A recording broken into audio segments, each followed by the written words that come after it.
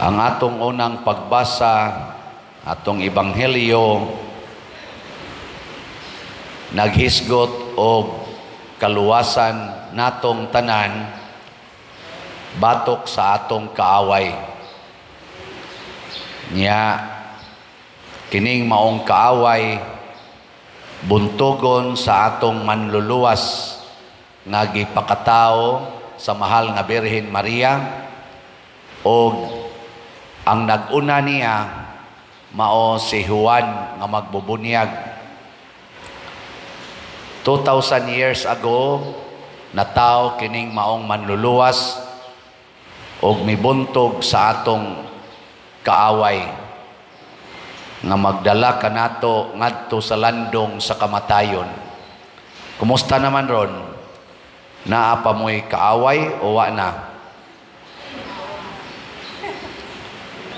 Lingi ay mong tupad. Naa pa kay kaaway?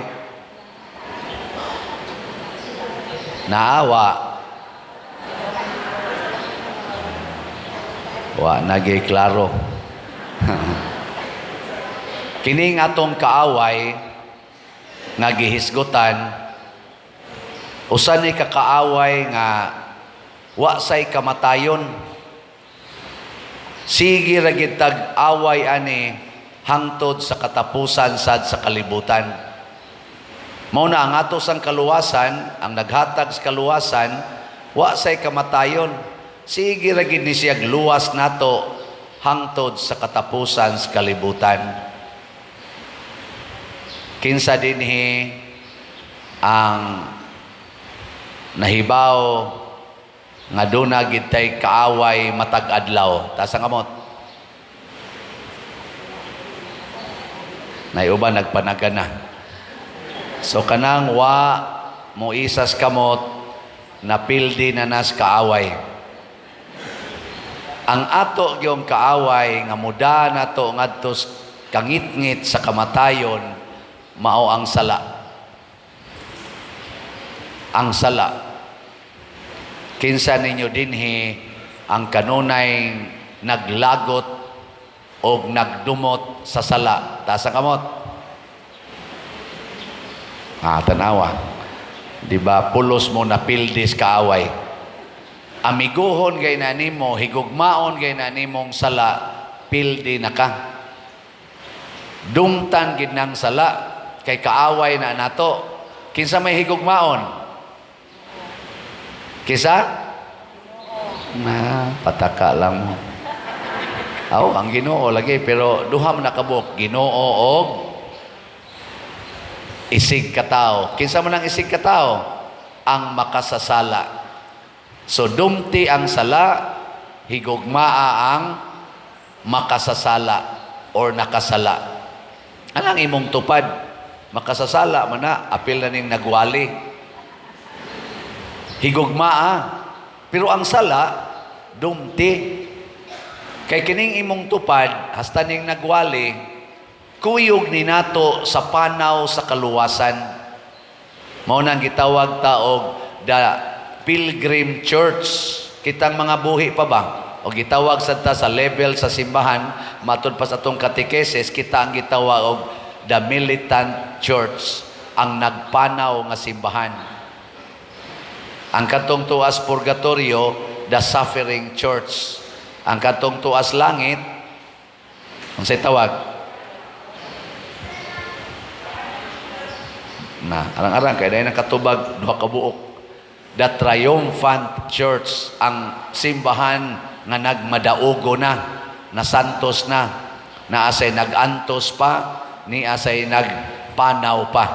Nya kining nagpanaw, matud pa sa atong kaning simbahan karon nga gipasibugatan aning tuiga, synodality ang iyang nature. Unsa man ang synodal church or synodality? Nagkuyog sa pagpanaw ang tanang membro, maayo og dautan. Kay matud pa ni Kristo, ang gingharian sa Dios dinis kalibutan, murag uma nga nagdungan pagtubo ang sagbot ug ang trigo. Mura sa kunutag baling nga naa nagtipon o kakuha ang maayo o daotang isda. Tipon tatanan. Muna, kuyog itang tanan. Muna, mga sugo sad ni Hesus, pag-anhin niya sa kalibutan, sukwahi kayos na andan ni atong panahona. Kaya mga piniling katawhan sa Dios, katong mga Israelita, hangtod gani karon, mga Hudiyo, kusog kay silang mo reject. Kanang mga prostitutes, kanang mga tax collectors, kanang mga public sinners, apil na ng mga masakiton, sama ng gisangla. Di na nila pasudlon dinhi sa kanang ilang worship, sa sinagoga, sa templo, di na kasud. Adto ra ginaslayo. Nya kinsa sadtong mga leaders or mga membro nga makasud sa worship, nya muhikap aning prostitute, muhikap aning sanlahon, labi na gyud makig-istorya-istorya, makigkuyog-kuyog sa mga makasasala, i-reject na pud na nila. Pero pag-abot ni Hesus, nakig-inom siya sa mga palahubog, nakigsaw siya pangaon sa mga tax collectors, kuyog siya sa mga prostitutes, hikap siya sa mga sanlahon, iyang gipang-ayo ang mga sanlahon. Ngayon man kung tutukan. Nga naman, kay ang tinuod nga kaaway, wa diha sa imong isig katao, ang tinuod nga kaaway mao ang sala. Gilingya imong tupad.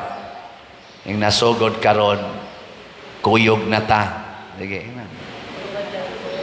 sugod karon, kuyog na ta. Pasabot, kuyog na ta sa panaw sa kaluwasan. Munang kaning Pasko, na ni kanta ka na bitang wordings nga, a ray of hope. Sa tanang, mga choir, sa ito ng kantahan, a ray of hope. Sa ito sumpay na. Nakita ng Christian hope. Napagitay panultihon, while there is life, there is hope. Pasabot, bisag unsa kang ilad sa tao, nauna ginay puruhan, maluwas. Mausa na ang Ginoo, di gyud mo surrender na to, bisag unsa ta ka makasasala, iya gitang sigihan, hatag o kahigayunan, hangtod Diyos katapusang utong sa atong ginhawa, iya yung i-offer ang iyang kaluwasan, kay gihigugma ta niya. Ang iya ra yung kontra, ang sala. Ang sala. Naroy kontrobersiya kayo, nasa atong lungsuranon, gipost, naman sa nas Facebook, ang declaration sa atong Santo Papa, nga blessingan na ang mga irregular nga mga relationships, sama anang pulos laki, same sex or pulos babay nga nagtipon, blessingan.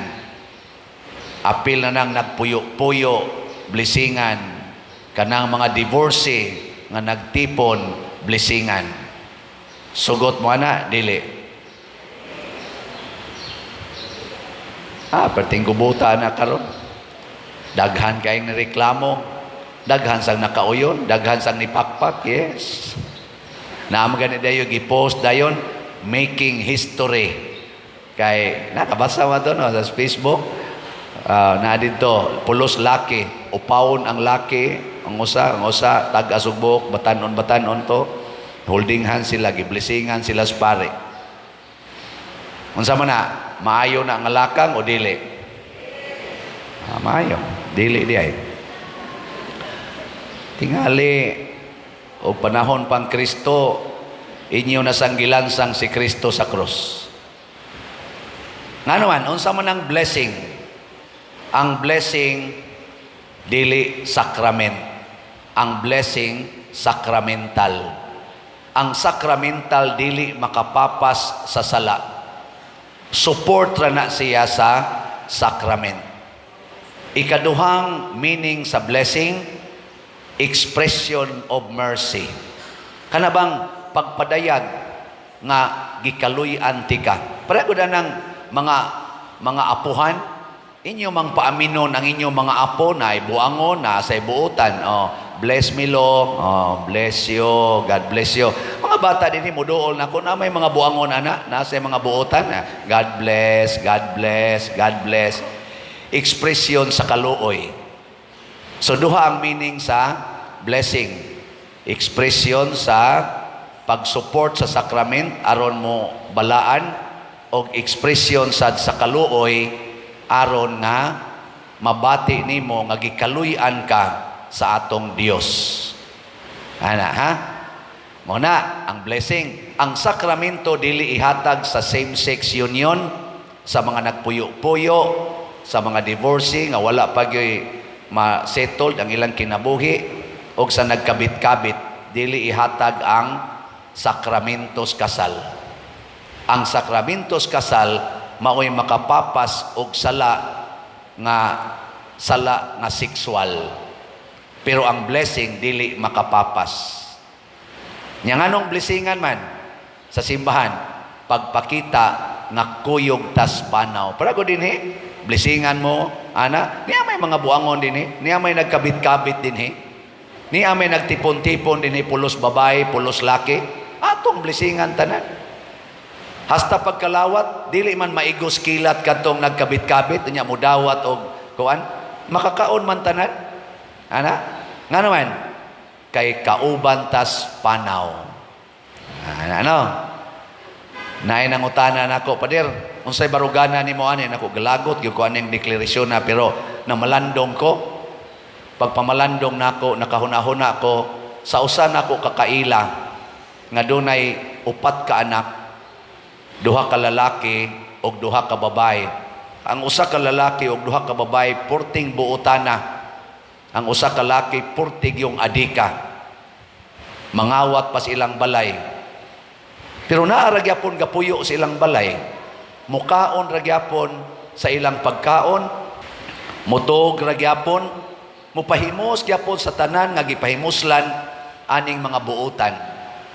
Gipangutana nako ang mama ug papa, sa inyong gibati, sa inyong anak nga adik man kay na, ang tulo, buutan man kayo. Sus, pader na luoy, gid mi anang among anak.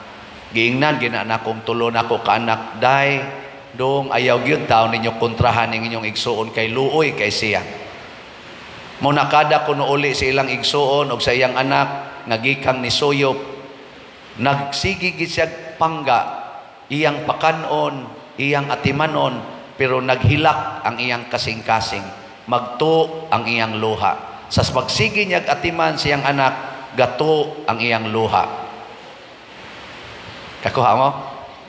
Ang simbahan ingon ana, ang Ginoo ingon ana, ang mahal nga birhen ingon ana, atimanon niya ang tanan, pero duna siya giatiman nga nagsigig kuyog sa yawa, pero adto mo pauli sa iyang sabakan. Iya gyapong atimanon, pero magto ang iyang luha. Kinsa ninyo dinhing mga ginikanan nga mosalikway sa inyong anak nga buangon, wa gyud. No. Mao na ang atong simbahan, di mosalikway sa mga buangon, pero magto ang luha, ang kasing-kasing sa simbahan, maghilak nga magsigig atiman ninyong mga gahig ulo.